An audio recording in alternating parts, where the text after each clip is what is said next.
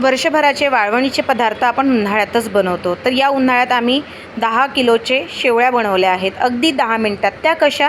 त्या तुम्हाला समोर व्हिडिओत दिसेलच.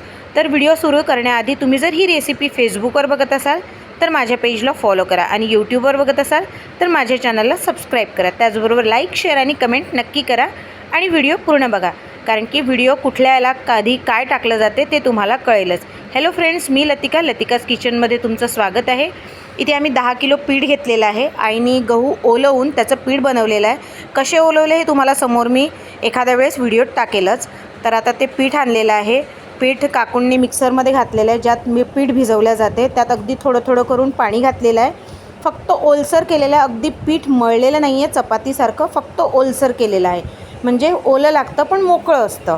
ते या मशीनमध्ये घातलेलं आहे. आमच्या घराच्या बाजूलाच मशीन आहे आईकडे, तर तिथे या मशीनमध्ये घातलेलं आहे. बघा खालतून शेवळ्या निघत आहे.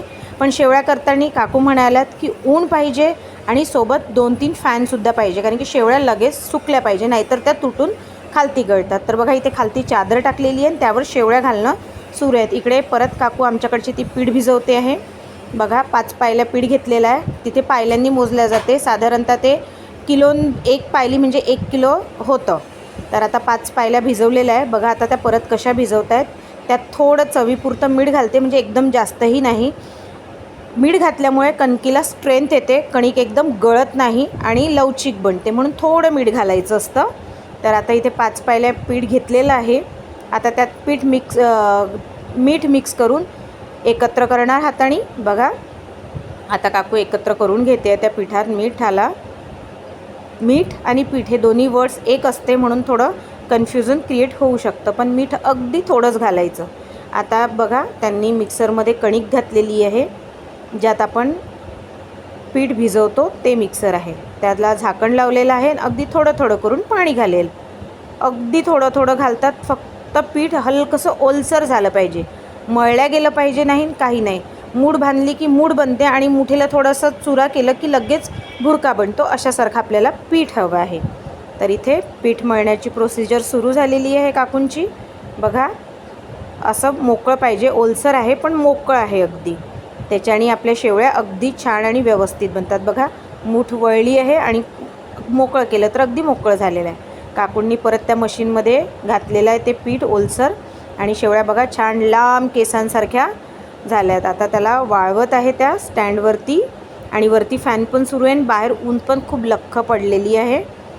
आता त्या शेवळ्या वाळल्यात की त्याला तोडून आम्ही खालती टाकून देऊ. परत त्या भिजवत आहे. सतत भिजवण्याची प्रोसिजर आणि मशीनमध्ये टाकण्याची प्रोसिजर सुरूच आहे, कारण की आजकाल हातावरच्या शेवळ्या, मशीननी फिरवायच्या शेवळ्या तेवढ्या कोणी मेहनतीचं काम करत नाही. तर बाजूला मशीन आहे शेवळ्यांची, तर त्यावर आम्ही ही शेवळ्या बनवायला आणलेल्या आहेत, वर्षभराच्या शेवळ्या. तर इथे शेवळ्या सुकत आहेत. अगदी सुकल्या. खालती चादर ठेवलेली आहे. त्या शेवळ्या ज्या तुटत आहेत ते चादरवर जमा होत आहे खालच्या. तर आता या सुकत आलेल्या आहे. तर आता याला काढून घेणार. बघा काकू बघा शेवळ्या सुकल्या आहेत तर काढून घेणार, आणि याला मी घरी नेऊन छान कडक उन्हात 2 दिवस वाळवणार, म्हणजे वर्षभर त्या छान टिकतात. तर आता याला काढून घेते पूर्ण.